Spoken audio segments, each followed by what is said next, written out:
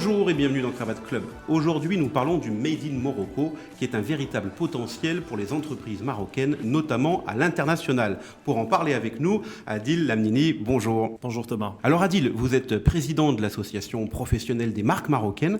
En quoi le Made in Morocco est un véritable argument aujourd'hui ? Le Made in Morocco, c'est, comme vous le savez, le label qui va être apposé sur les prestations de services, sur les produits ou transformés au Maroc, selon les législations et les normes en vigueur. Mais regardez ce qui se fait un peu aussi à l'international, regardez l'essor que peuvent prendre des produits locaux au niveau des marchés internationaux. Notre objectif aujourd'hui, en mettant en avant ce Made in Morocco, c'est d'ouvrir les produits et les services marocains à l'international, aider ces PME, PMI marocaines, qui représentent 95% de notre tissu économique, à aller vers des marchés étrangers, vers l'export essentiellement. Aujourd'hui, le seul vecteur prometteur, à très fort potentiel, les dernières études le démontrent, c'est des potentiels à 2 chiffres, et c'est justement l'international. Donc notre rôle, c'est mettre le Made in Morocco en tête d'affiche et exposer la marque Maroc à l'international. Alors, vous venez de parler de ce fameux label que vous avez créé il y a quelques années. Vous pouvez nous en dire quelques mots, savoir un petit peu comment ça fonctionne ? Le label n'a rien à voir avec une réglementation. Comme vous le savez, la réglementation est assujettie à des lois. Le label est un choix volontaire. Nous nous sommes adossés par rapport à ça à des organismes tels que l'OMPIC, l'Office marocain de la propriété industrielle et commerciale.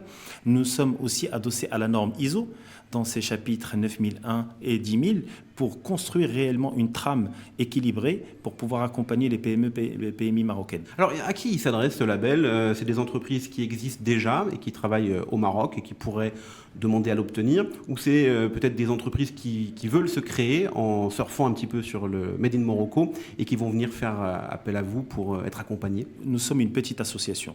Ce qui dit petite association dit réellement réseau. Et ce réseau est dense, ce réseau est sécurisé. Ce réseau repose sur des piliers qui sont des Marocaines et des Marocains qui ont décidé d'entreprendre pour mettre au Maroc, pour mettre en avant des produits qui sont produits par des Marocains et qui sont destinés à l'export pour mettre en avant l'image du Maroc à l'étranger. On n'a pas de critères de sélection. Nos seuls critères sont justement cette volonté humaine qui est véhiculée par les porteurs de projets. Aujourd'hui, c'est un patriotisme économique que nous sommes en train de mettre en œuvre. Des gens qui veulent faire de la diplomatie économique en mettant en avant un produit, un savoir-faire, une culture, un marketing multisensoriel Made in Morocco sont les bienvenus chez nous. Bien sûr, il y aura des critères, on aura l'occasion d'en parler. Il n'y a pas de critères pour postuler, mais par contre, il y a des critères pour obtenir le label qu'il faut respecter. Vous pouvez nous en dire peut-être quelques mots dès à présent ? Effectivement. Donc aujourd'hui, comme je vous l'ai dit, la première condition, c'est d'être une marque marocaine. Et pour ça, il faut être enregistré auprès de l'OMPIC, donc l'Office marocain de la propriété industrielle et commerciale. Il faut aussi avoir une vision à l'export. Cette vision à l'export est très importante pour nous parce qu'aujourd'hui, nous sommes dans un marché de 34 millions d'habitants et ces produits de niche, ces produits ou ces services qui sont à très forte valeur ajoutée sont limités sur notre marché local. Donc, l'ouverture à l'international permet justement ce développement, cet accroissement du chiffre d'affaires. Deuxième élément très important pour nous, c'est qu'il faut qu'il y ait un caractère créatif. Il faut réellement que ce projet soit créatif, qui se distingue par rapport à ce qui se fait de façon normale et qui mette en avant justement l'identité marocaine, la singularité des produits et des services marocains. Élément très important pour nous aussi, il faut que le porteur de projet soit réellement convaincu de son approche. Il faut que ce patriotisme soit réellement transformé, exécuté sur le terrain, auprès des équipes, auprès de la production et auprès aussi du marketing. Très important que ce caractère soit vérifié. Et finalement, bien sûr, il faut beaucoup de volonté, beaucoup de travail, parce que vous le savez, aujourd'hui, le développement à l'international ou le développement d'une marque ou d'un service nécessite énormément d'engagement, énormément de travail. Beaucoup d'entreprises n'ont pas malheureusement aujourd'hui le souffle pour pouvoir accompagner ce développement dans la durée. Donc voilà, ce sont nos critères. Vous avez dit quelque chose qui m'interpelle. Vous parlez d'innovation pour obtenir le label Made in Morocco. Est-ce que ça veut dire que l'artisanat traditionnel n'est pas concerné ? Absolument pas.